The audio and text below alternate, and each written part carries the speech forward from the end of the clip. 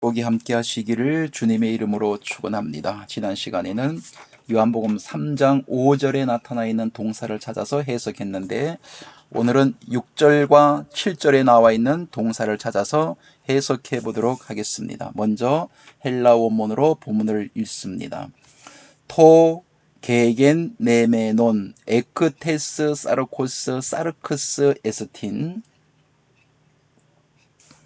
카이토 게겐 네메논 에크투 푸뉴마토스 푸뉴마 에스틴. 7절이 되겠습니다. 메 따오마세스 호티 에이폰 소이 데이 휘마스 겐네떼나이 아노텐. 다시 6절로 올라가 보도록 하겠습니다. 토 게겐 네메논 에크테스 사르코스 사르크스 에스틴 해서, 에스틴 뒤에 보면 콜론이 찍혀 있습니다. 그리고 에스틴 자체가 바로 동사입니다. 품사를 보면 동사, 직설법, 현재, 능동태, 3인칭 단수, 주격 단수를 찾아보면은 사르크스가 주격 단수입니다. 6인 존재이다. 앞에 보니까 에크 전치사가 있습니다. 에크 전치사는 위치와 장소를 나타낼 때 전치사를 사용하게 됩니다. 에크, 테스, 사르코스까지가 전치사 구가 됩니다. 격을 보면은 피전치사 소유격, 소유격, 소유격입니다. 그래서 전치사 구가 사르코스까지 전치사 구입니다. 6으로부터 나온 자가 6인 존재이다.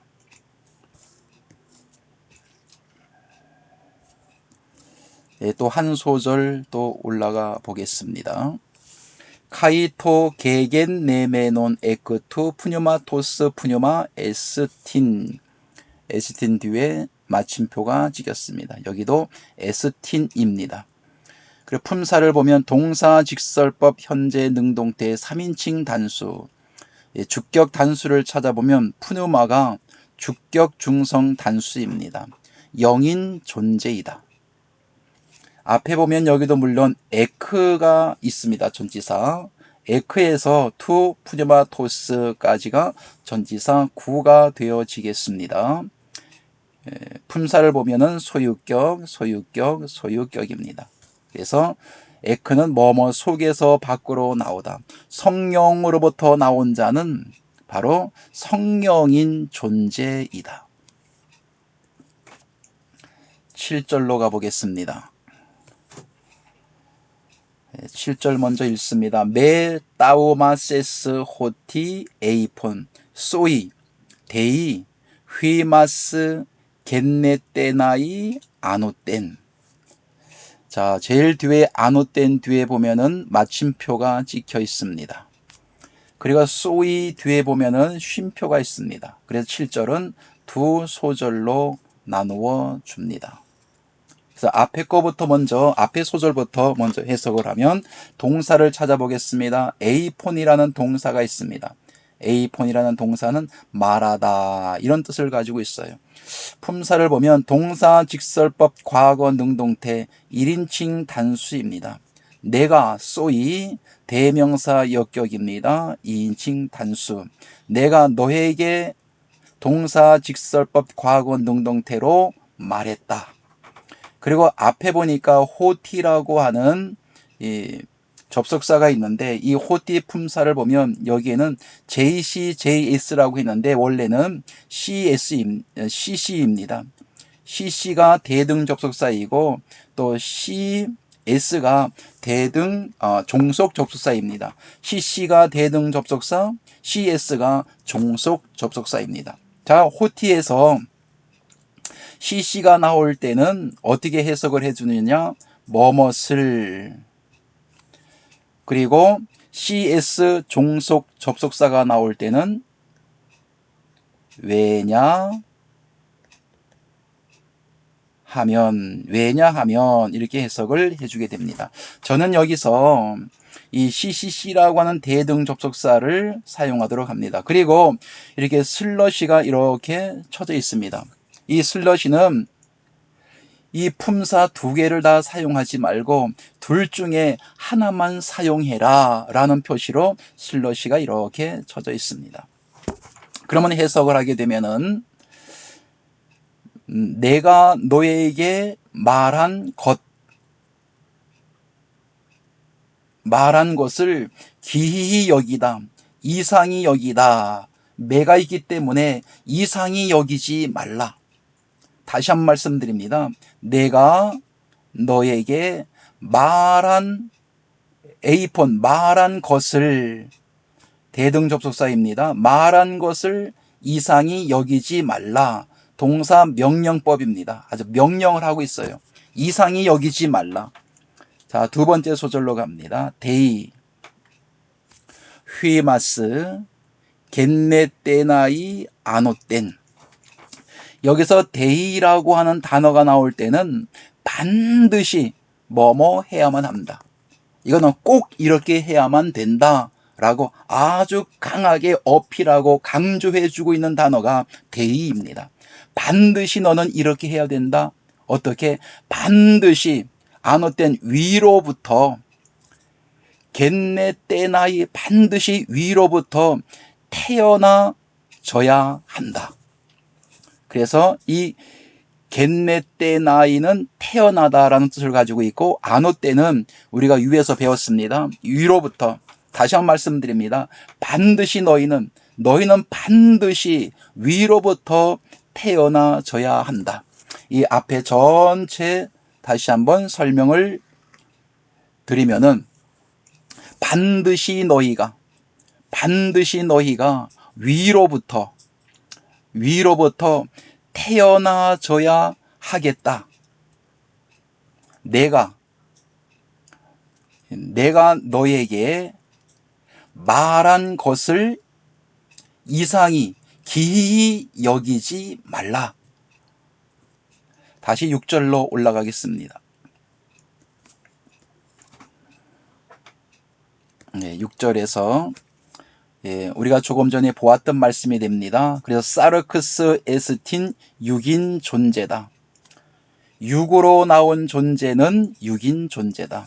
그리고 또 하나 에크 푸뉴마토스, 성령으로 나온 존재는 푸뉴마 에스틴, 성령인 존재다. 우리 개혁성경은 영으로부터 난 자는 영인이라고 번역을 해놓았어요.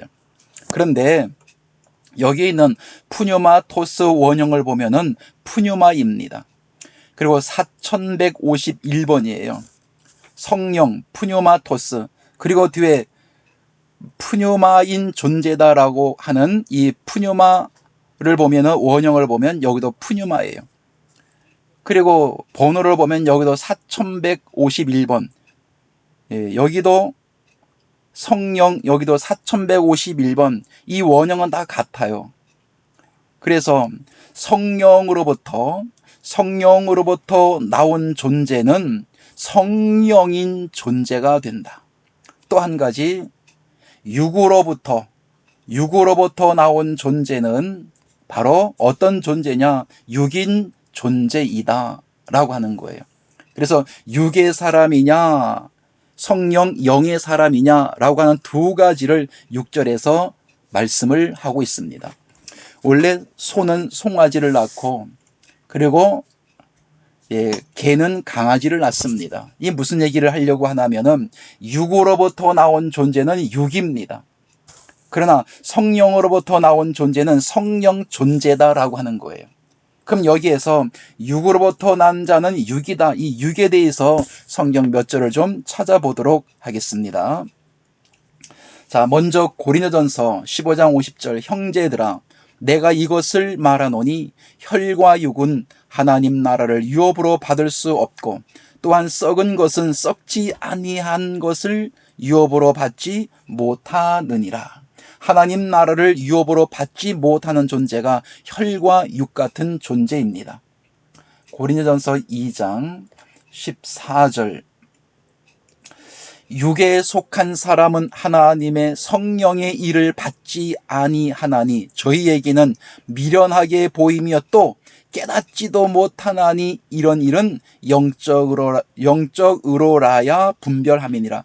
육에 속한 사람은 하나님의 성령의 일을 받아들이지 아니한다는 겁니다. 저희들에게는 성령의 일이 미련하게 보이고 또 저들은 깨닫지도 못한다라고 성경은 말씀을 하고 있습니다. 유다서 1장 19절 18절부터 보겠습니다. 그들이 너희에게 말하기를 마지막 때에 자기의 경건치 않은 정욕대로 행하며 기롱하는 자들이 있으리라 하였나니 이 사람들은 당을 짓는 자며 육에 속한 자며 성령은 없는 존재이다. 마태복음 16장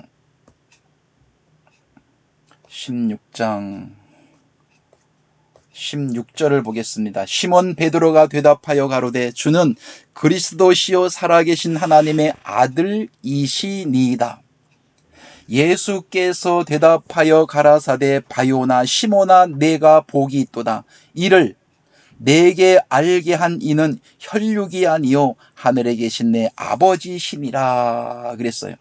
베드로가 주는 그리스도시요 살아계신 하나님의 아들이라고 예수님을 고백하게 된 것은 혈과 육이 아니라 하나님께서 고백하게 했다라고 하는 겁니다. 혈과 육은 예수 그리스도를 주라고 고백할 수 없다라고 하는 것입니다.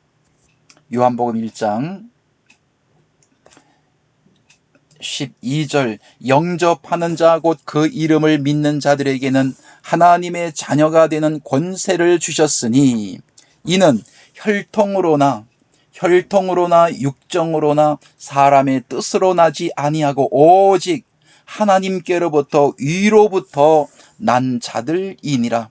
그래서 혈통으로나 육정으로나 사람의 뜻으로 난 사람들은 예수님을 영접할 수가 없다. 그리고 하나님의 자녀가 되는 권세도 가질 수가 없는데 오직 위로부터 하나님께로서 난 자만이 예수님을 영접하고 또한 하나님의 자녀가 되는 권세를 가질 수 있다라고 하는 것입니다. 로마서 8장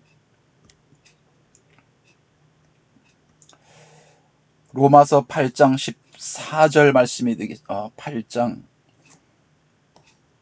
4절 말씀이 됩니다. 8장